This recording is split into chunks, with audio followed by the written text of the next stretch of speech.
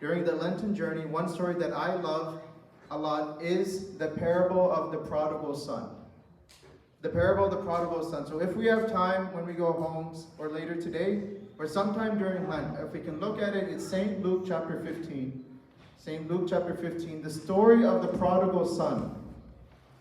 And I think it's very interesting that we talked about even the struggles of mental health and the struggles of being a parent and talking to our children. And we see in the prodigal son a story of a son and a father, right? Or really we see in the story two sons and one father, right? And most of us know the story of the prodigal son. We know how it goes. The younger son asks for the inheritance. He goes off and spends money. Maybe he goes to Austin, a place like Austin, and enjoys his life, right? I know if I was asking my parents for inheritance or some money, this is the city I would go to, right? And I did go here. So I always knew I wanted to come to a place like Austin. There's a lot of things. We all know we can spend our money here. We can enjoy life. We can do a lot of nice things. The prodigal son, he leaves home. He wastes all of his money, like we might see some of our own children do. They waste the money, and then what kind of job does he have, right? And we're asking, what did he amount to? He's there feeding pigs. He's in the pigsty feeding pigs. All he has to eat is the food that the pigs eat. You know, and I feel like at this point, if he was a Malayali prodigal son, his parents would be calling him and say, "Can't you just come home? Well, you could have eaten here." And when I moved away, my parents asked me the same question. Can't you just live home? Can't you move back? You don't have to worry about food. You don't have to worry about anything. We'll give you everything. Just come home. You know? But he doesn't do that. The prodigal son does not come home. Not at first. Right? And then we see in Scripture, we see him say that he comes to himself. He comes to himself. And he realizes that what he left behind, he didn't understand the value of it. He didn't understand the value of what was left behind. And then he goes back and he has a plan. His plan is, I'm going to go back and I will ask my father to be a servant. Because he thinks the father is angry, the father is upset. All I can do, maybe I can be a servant. That's enough. That's enough. So he starts going back home, and a very beautiful part of the story. The father sees him coming, and he runs to him. He runs to him. And he says the apology. I'm sorry, I've sinned against heaven and in your sight. Please forgive me and take me as a servant. And the father doesn't say anything. He doesn't say anything. He just hugs him. He hugs his son, right? He hugs his son and he makes him like the son that he was. He puts the robe on him. He puts the sandals on him. He gives him the ring to show that you are part of my family. And they throw a big feast for him. We know that part. And then the second son comes. The good son, he never left. He did all the right things. The good son comes and he's upset, right? Classic Malayali household. Somebody's always upset, right? Somebody's always got a problem, right? He's jealous, right? He's jealous. Why? Because where was his party? Where is his party for doing all the right things, all the right times? And he says that. He doesn't even go inside the house. It says he stays outside. And again, the father, he comes outside again and say, come back inside. It's okay. Right? And he says, where was my party? Where was the things? And he says, everything I have is always yours. Right? But your brother was lost and now he is found. He is dead. Now he is alive. Shouldn't we celebrate that? Shouldn't we give him that time and that space to honor him, to love him? And this story, the story of the prodigal son, it is a story of love. It is a story of forgiveness. And it's a story about our own lives. It's a story about our own lives. that many times we can look at this as one example of us who have moved away from God. All of us, we talked about this earlier here. If we look back on our lives, we know how much we have struggled in our lives. And maybe sometimes we have struggled in our faith. Maybe we have struggled in our life with Christ, our life with God. Maybe even coming to church has been hard for us at times. Maybe even seeing the people at church have been hard for us at times. Right? Maybe we have seen how far we have left the presence of God.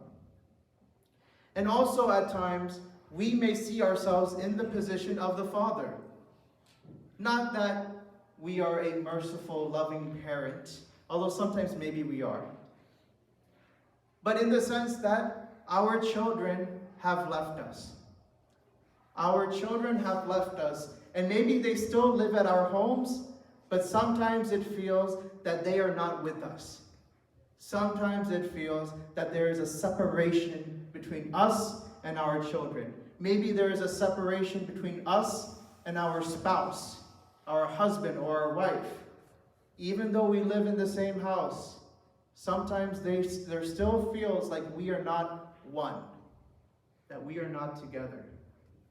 And why is that? Why do we see this happening in our lives? Why is it so hard for us in our families? The people we are supposed to love the most, the people who are supposed to love us the most.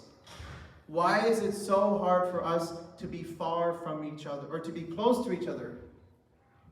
Right? Why is it so easy for us to come apart? And many times we don't have somebody who goes and runs away. But the story of how the prodigal son goes, I think one of the most beautiful parts is when the father runs to his son. When he runs to his son. When I was growing up, many of the people my age, they would talk about the struggles they had at home. And there were guys my age, and maybe we're in high school, maybe 16, 17, 18. They would talk about how they come home, and their fathers don't even talk to them. Right? All they do is ask, how was school today? That was it, at best. Right? But there's no talk. And if there was any talking, it was just yelling. Right? Why didn't you do this? Why didn't you finish your homework? Why did you get this on your test? Right? It was just yelling. And at one point he said, I stopped talking to my father. I stopped talking to my father. I would come home and I would go to my room. And I would just be there for the rest of the night. Maybe I'd come out to eat dinner, go back to my room. What happened in this relationship? Right? We are still living in the same house, but it is hard for us to even call ourselves a real family. And this is what we're talking about today, not just mental health, but our spiritual health and the role that sin and separation and brokenness has in our lives. And what we see at times is we are scared to break down the separation.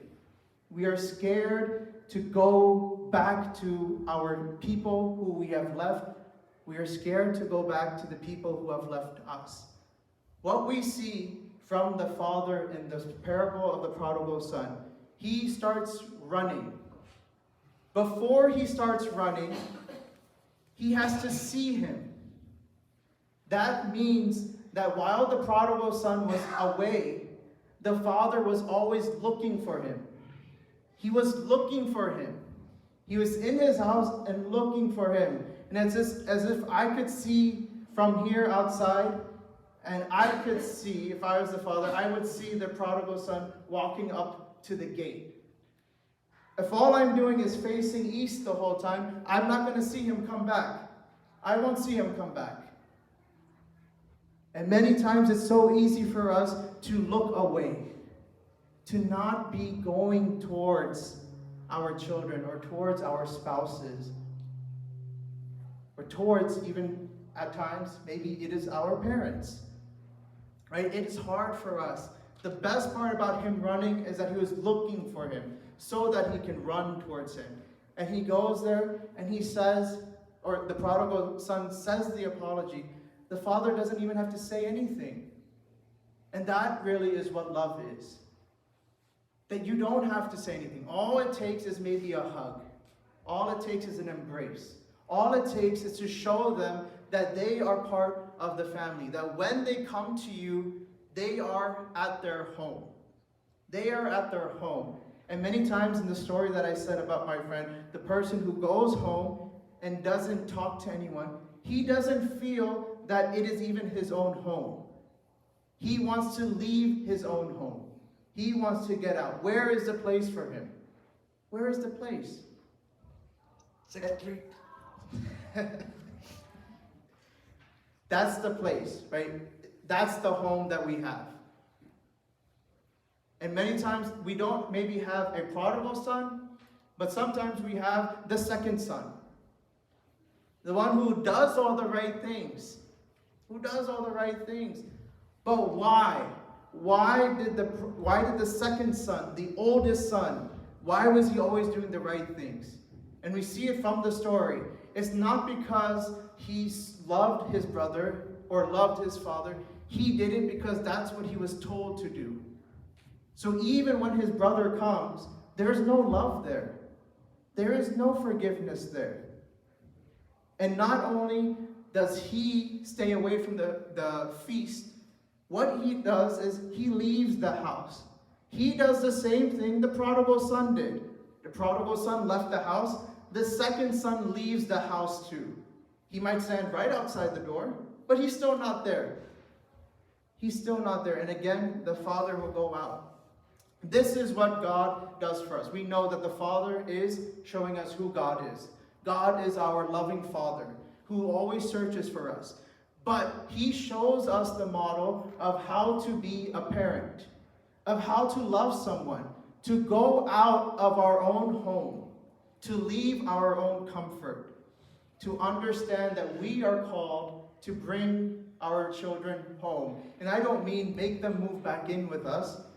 What I mean by that is we are called to go to those who are closest to us and let them know that they have a place in our heart. To let them know that there is no more judgment. There is no more criticism. There is no more anger. All that there is a place for love. And if we can understand the role that loving one another, if we can understand that, we start to understand the role that we have with our own Father, with God. Because many times, and in this Lent we'll see it, we ask, why do we have to even do Lent? And I had 2 sessions before this with the children. And asking the question of, why do we do Lent? And the answers were, we have to give up our luxuries. I said, what luxuries do you have as 8, 9, 10-year-old? What luxuries are we talking about? And we asked that question, right? Why are you giving this up? Well, because we have to be closer to God. Okay. And then I asked them, how does giving up your luxuries help you be closer to God? And they don't know the answer. They don't know the answer. And it's not their fault. Because sometimes that's all we tell them. You give it up. If you give up meat, you can get closer to God. How does that work? I don't know, but we're not cooking any meat for 50 days. Right? This becomes a story. Is that a mark of love? Or is that just a commandment? Is that just a rule? What we see is the danger in our children, or anybody who we're trying to teach the faith, they become like the second son. They do it, but they don't know why. And that goes back to ourselves.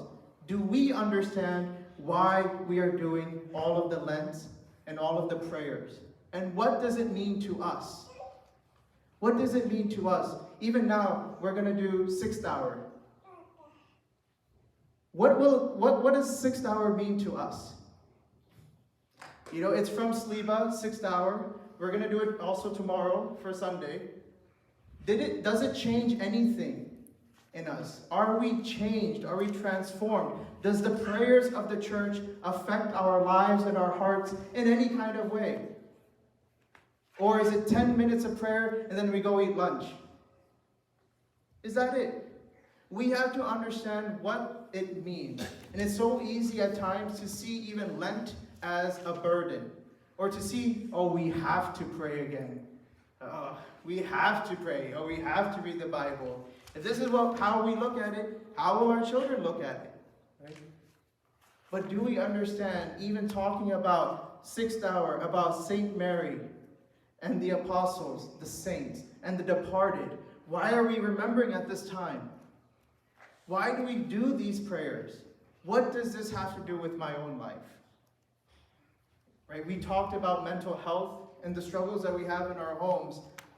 What is praying and asking Saint Mary to pray for us, what does that do for me? And these are the questions that our children ask, that the younger generation asks. And this is why most people start leaving the church, because they ask, what can this do for me? What can the church do for me? And they don't know the answer. And they don't know. And even in Dallas, I live in Dallas now, and there are huge non-denominational mega churches. And I know there are some here, I think, but in Dallas, it's well known that many of our young people, when they grow older, they start going to these churches. And it can be easy to criticize and say, why have they left? Oh, look at them. They don't know what they're doing. They're going off onto some American church. What do they know? But they feel that that church gives them something more than our own church. And why is that? Why is that?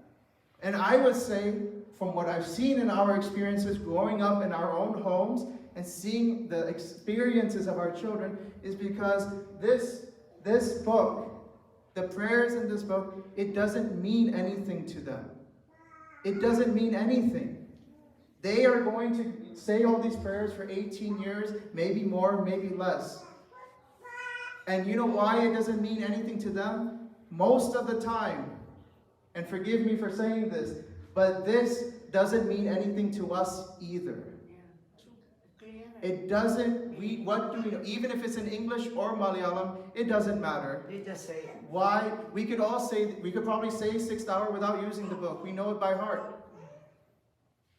But did it affect my own soul? Did it change me? Did it change my heart? And this is the struggle for all of us, right? And sometimes we only know what we are missing when, like the prodigal son, we are at our lowest moment. That's when he comes to himself. At the very lowest moment in his life, he comes to himself. And that's what we sometimes experience by the grace of God. That's what it takes. Sometimes when we are pushed to our limit. Sometimes when we are challenged by what life has given us. When we are at that point of complete brokenness and there is darkness and we feel isolated. And all of us here have gone through issues and struggles that nobody knows about. Even if we looked at each other, we have gone through so many struggles that nobody knows how difficult it is. And nobody will ever know. We carry this in our own hearts, and what are we supposed to do? When there is a breaking point, we have to come to ourselves. We come to ourselves and we realize, where is God? Where is God in all of this? And many times we don't hear him, we don't see him, and we don't even know if he's there. We don't know if he's there. No matter how many times you pray, it still feels like he's not there. And this is that journey of we have to leave where we are and go back.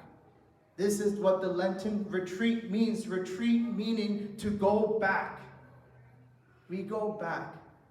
We come back to our own home, and not because we want everybody else to be here, but because we know the place that God has had in our lives. That even in our most difficult challenges, even when the storm is around us and life is circling us and we are in the middle of the storm, that God has not left us, but he is with us in the middle. And if we don't see that he's there with us, it means that we have lost our way for some time. It means that we have lost our way. And it's the most painful thing when we feel that there is no hope. To feel that there is no way out. That there is no better way. That place of no hope is a place of despair. And this is where the prodigal son sees himself. In a place of despair. And thank God he remembers. He remembers where he came from. And the difference in despair is we will see this during Holy Week. We're leading towards Holy Week now.